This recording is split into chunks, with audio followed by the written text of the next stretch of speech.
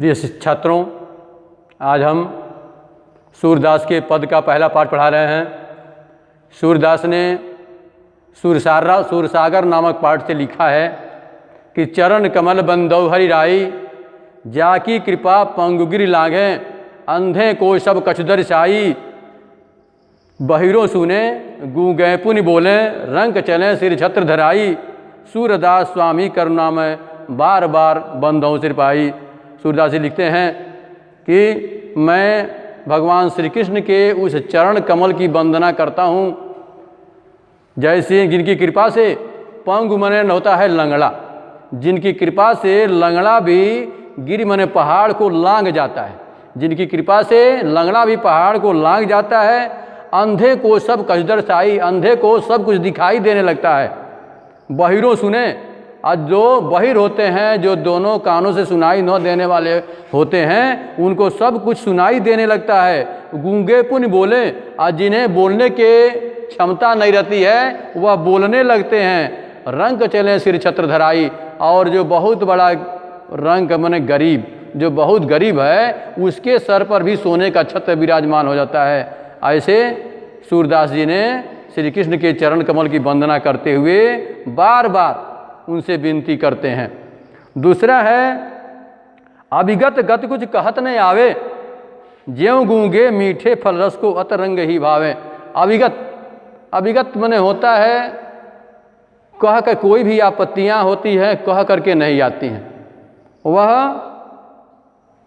श्री कृष्ण के जब कृपा हो जाती है तो जैसे पहले सूरदास ने बताया कि वह चरण, उनके चरण की कृपा से सब कुछ बहिरा सुनने लगता है, अंधा देखने लगता है। उसी तरह से जो गूंगा होता है, जो बोलने की क्षमता नहीं रहती है, वह जैसे किसी फल को खा करके और उसके रस को अपने ही अंदर खट्टा और मीठा को जान लेता है, बता नहीं पाता है, और परम स्वाद तो ही निरंतर, और उस स्वाद को अपने ही अंदर समाहित करके बोल नहीं पाता है। ऐसे श्री कृष्ण की कृपा से वह मन से वचन से श्री कृष्ण जो हैं सब पर कृपा करने वाले हैं। ऐसे सूरदास ने बार बार श्री कृष्ण की आराधना करते हुए और वह श्री कृष्ण की वंदना करते हैं।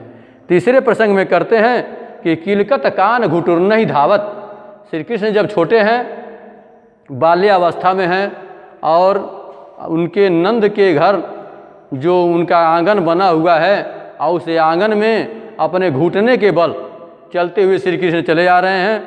तो किलकत होता है बोलते हुए, किलकारी मारते हुए अपने दोनों घुटने के बल चले आ रहे हैं। और वह नंद का घर कैसा बना है, तो मणिमय कनक नंद के आंगन, मोती और मणियों से युक्त, मणिमय मोती और मणियों से युक्त उनका घर बना हुआ है। और उसी बिंब पर उस परछाई को अपने पकड़ने के लिए जो चित्र उनके उगते जा रहे हैं उस आंगन में, उसे पकड़ने के लिए अपने हाथों से ही दौड़ रहे हैं। कबहु निरख हरि आप छाँव को, अपने ही परछाई को श्री कृष्ण पकड़ने के लिए करसो पकड़न चाहत, अपने हाथ से ही पकड़ने के लिए चाह रहे हैं, दौड़ रहे हैं।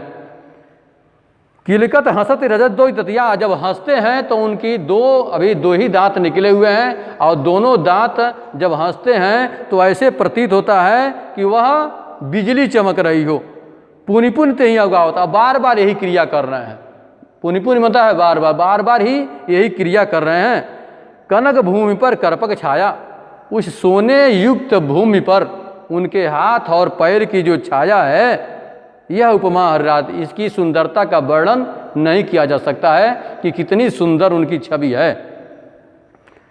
करिकर प्रतिपद बसबत मसुदा, कमल बैठ की रहा, ऐसे मालूम पड़ जाता है कि सुंदरता जो है कमल फूल पर विराजमान लक्ष्मी जो है, स्वयं सुंदरता को इसको प्रोत्साहित करती हुई श्री कृष्ण की सुंदरता को अग्रसारित कर रही हैं।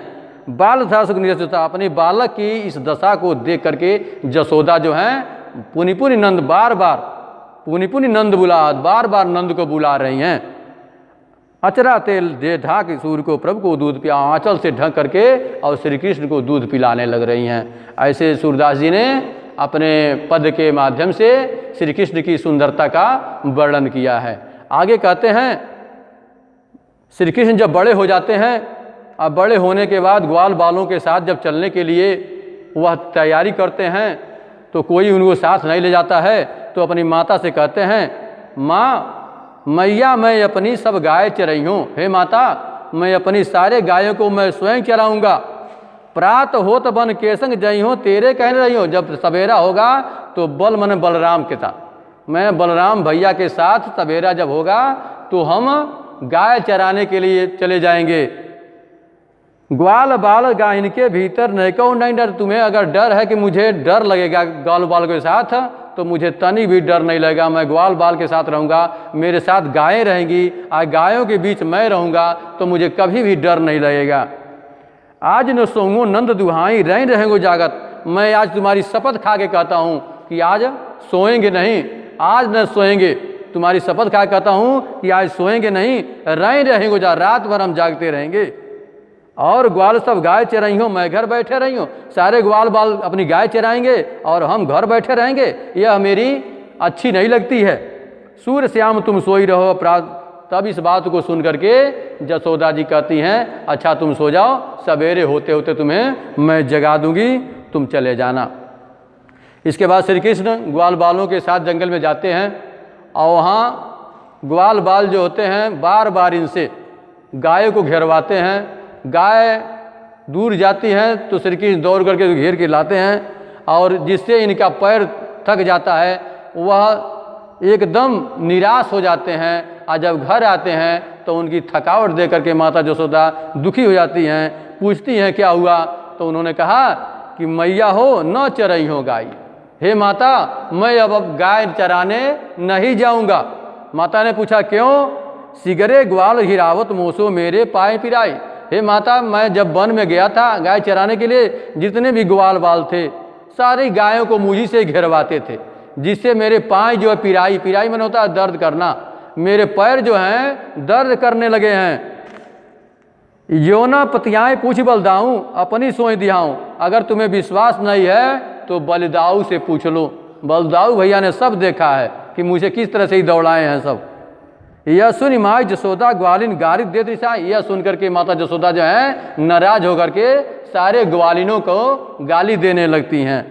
मैं पठवत अपने लड़का को आवे मन बहलाई, मैं अपने लड़के को मन बहलाने के लिए जंगल में भेजी थी और यह सब हैं जो यह इसे घेरवाते हैं, इसको दर्द दिए, इसके पैरों को दर्द बढ़ा दिए हैं। सूर्य श्याम मेरे यत बालक मारत ताई जाए, सूर्यदास जी कहते हैं कि जसोदा ने कहा कि ये मेरा बालक जो है बहुत प्रिय है, मैं इसको मन बहलाने के लिए भेजी थी और इसी से गाय घेरवा करके इसके मन को उसने दुख दिया है।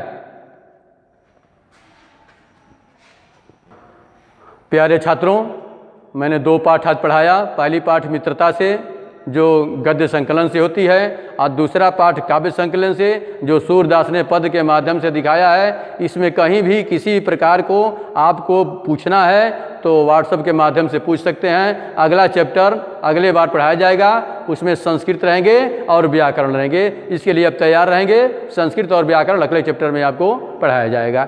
धन्यवाद।